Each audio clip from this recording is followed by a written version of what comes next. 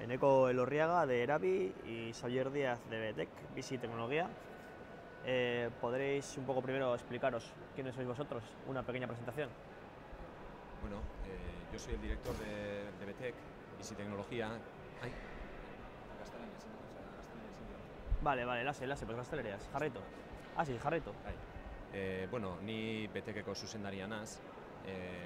Betek teknologiaren interpretazio zentro bat da, eta bertan gure asmoa teknologia gizarteratzea da. Yo soy Eneco Elorriaga, soy miembro de Erabi Tecnología Audiovisual y somos los responsables de la integración de tecnologías en el Centro Tecnológico Betec.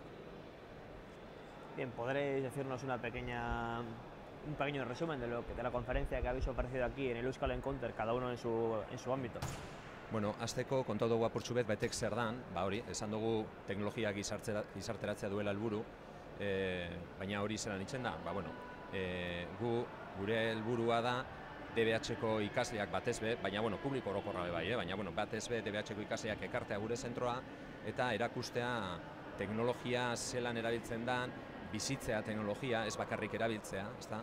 Jakitia nondik datorren, oradoian, segaitxik, azken finean informazioa emun, galderak ere euren kuriosidadea pizteko eta apurtxo bet iritsia ere sortzeko.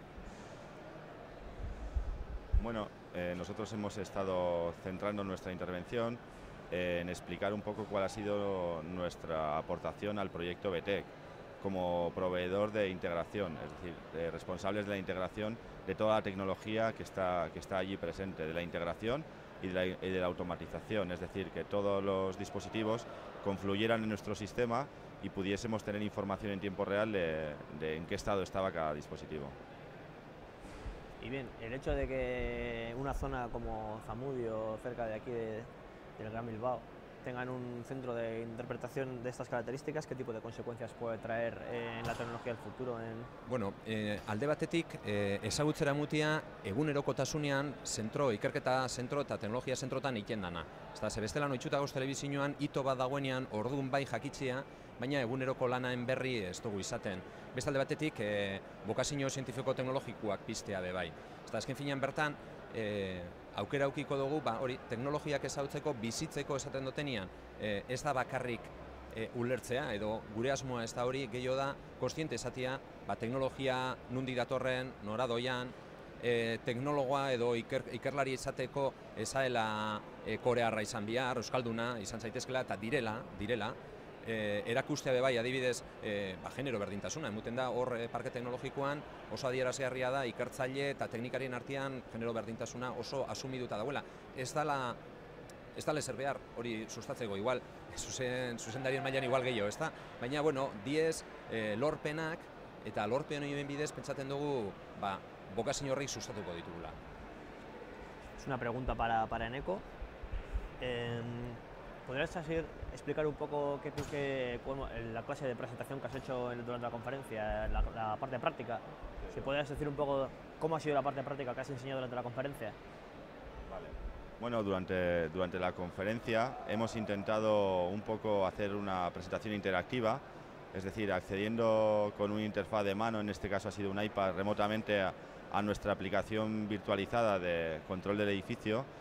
Lo hemos simultaneado con una conexión con videoconferencia y hemos intentado demostrar o mediante esa digamos, expresión interactiva hemos intentado que se viese la rapidez y la sencillez de la herramienta que nos permite gestionar, encender, apagar, monitorizar todo el museo, ¿no? Y hemos hecho hemos ejecutado varias órdenes desde aquí, que se ha visto aquí en la virtualización del edificio cómo respondía y se ha visto a través de videoconferencia en real en el edificio cómo se cumplían las órdenes dadas desde aquí, ¿no?